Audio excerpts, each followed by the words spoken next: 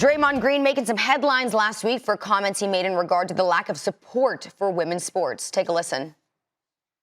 I'm really tired of seeing them complain about the lack of pay because they're doing themselves a disservice by just complaining.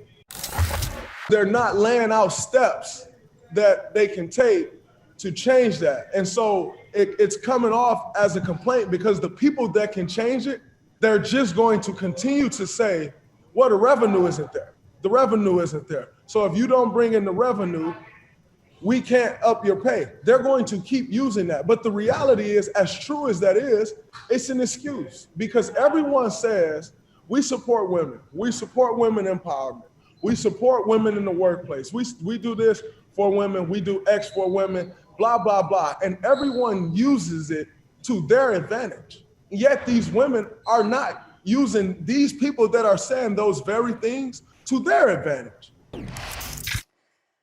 USWNT star Megan Rapinoe, obviously taking exception to these remarks and in a recent press conference, said the following, quote, "It's really unfortunate that in the position he's in, having all the resources that he has and the ability to have a much more educated opinion that he just hasn't. Really frustrating. Obviously, he just kind of showed his whole ass and not understanding what we talk about the whole time. You don't think that we've asked for more investment? I mean, what are we screaming about nonstop?" Okay, so we have a lot to unpack here, and here to help us do so, we have ACC Network host Monica McNutt making her first Take debut. Lady, congratulations. Welcome to the show. It's Ladies Hour. So happy to have you. And obviously a lot to unpack here with these comments. So, Chiney, I want to start with you here. What's your reaction to Draymond's comments? The only worst thing about being wrong is being loud and wrong. I think Brandon loud. Marshall is sort of learning that right now. The meme. Hey, right? Brandon. Accurate. But I've known. Hey, Brandon. It's all good, Brandon. You gave us a great meme, Brandon. Thank you. Now, I've known Draymond Green for a while. We both played on the World University Games team together for Team USA back when we were in college, which makes this all the more difficult because Day-Day, I mean, he's been on the show with us. He has the right relationships. He has the right people to look to really get answers. So let's set this straight. WNBA players would absolutely love more money, of course, but we understand the economic realities of our league. But, you know, complaints from WNBA players, that's not happening anymore. Do you know why? Well, I've got the answer. I am vice president of the WNBPA, an amazing players association. And in 2020, we ratified a new CBA that addressed our players' concerns. Obviously, salary. For the first time, we have average salaries in 6 figures, which is amazing. That CBA was not just a win for women's hoopers. It was a win for women in the workplace, period. Widely celebrated. More increase in salaries, full paid maternity leave, mental health resources, you name it, we got it. And there's a reason why there's a saying that women have to work twice as hard to get half as far. Mm-hmm. And if you think that women are not doing the work right now to get our stories told, then you are wildly misinformed. Anyone that supports our game is a real one because they do so with the expectation that they will not get the credit. The women have been, putting in the work and trying to tell their stories, but until we have equity in the rooms that matter most, equity there where representation is there so that our stories actually have enough proximity where people can relate to, then it's going to be hard. And we've been fighting this uphill battle for so long, which is why, I think he really cares and he comes from a place of passion.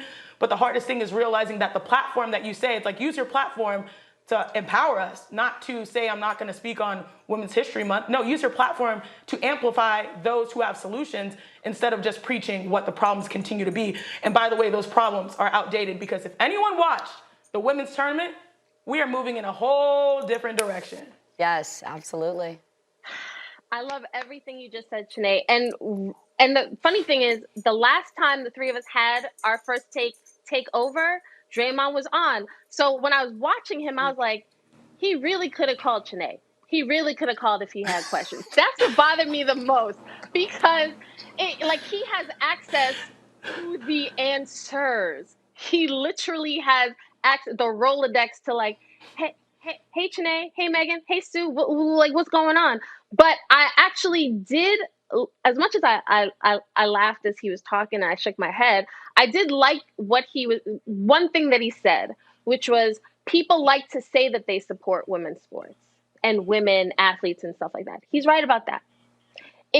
People love to say it, but do you watch regular season games? Do you watch college? Do you buy the same? Do you buy jerseys? Do you invest it? Executives, do you put the games on? It's not just the equal pay and all that. Like, that aside, there's a bigger issue about the commitment, the support. It's not just financial. Where do you spend your energy if these games aren't being televised, if you aren't showcasing the draft, if you're not talking about issues that affect women athletes at the same rate, like, that's part of it too. It's this like mushrooming thing.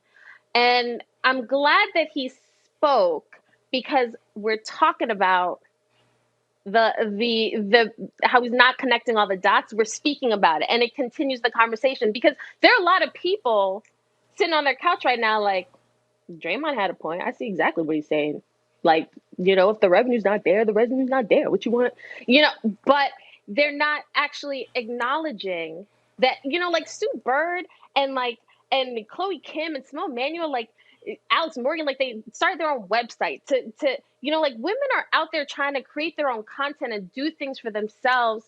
And if Draymond doesn't get it, and he's a guy who's got connections, like, he has resources to the answers, he knows people, how do you expect guys in corner offices who make decisions about programming to actually invest? Like, that's what bothers me. It's a whole bigger thing than just Draymond, but I'm glad he spoke his truth and how he sees it. Thanks for watching ESPN on YouTube. For live streaming, sports, and premium content, subscribe to ESPN+.